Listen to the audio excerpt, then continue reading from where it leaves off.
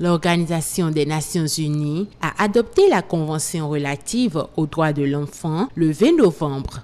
La journée met l'accent sur la protection des enfants et des adolescents contre toutes les formes de violence. Le directeur de l'EPP La Cité Ouiho parle de l'importance de cette journée. C'est toujours bien de célébrer cette journée parce que la mémoire n'étant pas toujours fidèle, il faudrait quand même ces moments-là pour sensibiliser, n'est-ce pas, aussi bien les parents que les enseignants, pour qu'on ait un regard positif sur les bouts de chou que la nature, n'est-ce pas, confie à notre garde.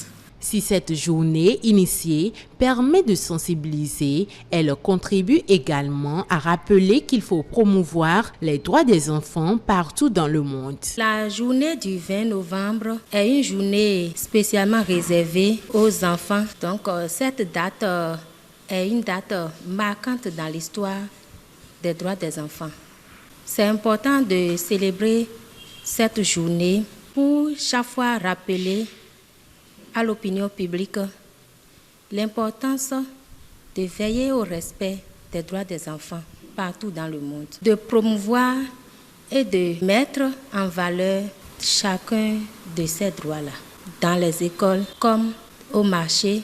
Enseignés à l'école, certains apprenants des classes de CM1 et CM2 nous citent quelques droits de l'enfant. Moi, j'ai le droit à l'instruction, le droit à la protection. Je pense que les enfants doivent avoir le droit à l'éducation, le droit à un nom. Les enfants doivent avoir le droit à la santé. Les enseignants rappellent que ce sont les situations d'apprentissage en vigueur qui permettent d'enseigner les droits de l'enfant dans nos écoles. C'est vrai que le programme en vigueur, n'est-ce pas, que nous exécutons dans les écoles, a prévu une situation d'apprentissage par rapport à ça.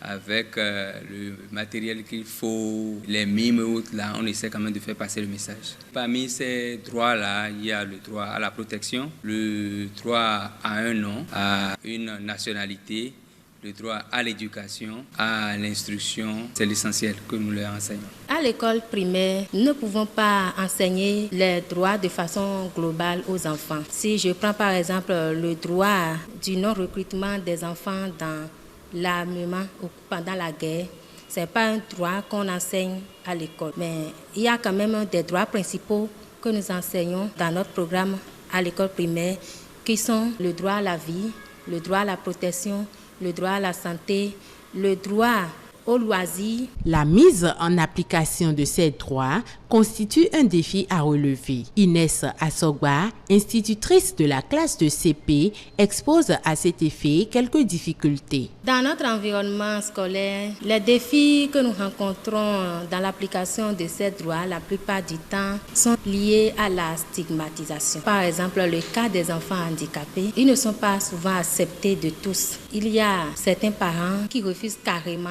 que leurs enfants cohabitent avec ces enfants-là. Donc, quand c'est comme ça, c'est un peu difficile à nous enseignants de veiller au respect scrupuleux des droits des enfants à l'école. Dans le but de promouvoir les droits des enfants et de protéger ces derniers, il suggère continuer la sensibilisation et de toucher, n'est-ce pas, les organisations internationales qui ont à cœur ce souci-là pour que les couches vulnérables, c'est-à-dire, vous admettez avec moi que tous les enfants ne sont pas scolarisés. On est d'accord que les couches vulnérables aussi puissent être touchées et que ça puisse impacter tous les enfants de façon positive afin que chaque enfant, aussi bien africain en général et béninois en particulier, puisse jouir pleinement de ses droits. D'abord, je remercie l'État pour les efforts qui se font déjà dans le sens de la promotion des droits des enfants. Je vais encore plus demander à l'État de faire encore beaucoup plus d'efforts dans ce sens pour que nous puissions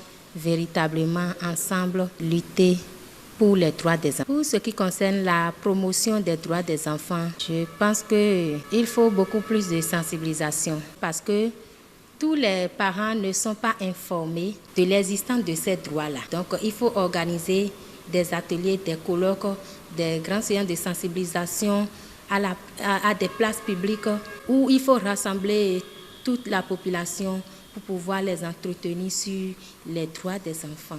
Il faut noter que bon nombre d'actions sont mises en œuvre pour sensibiliser et faire valoir les droits des enfants, raison pour laquelle chaque année un nouveau thème est abordé.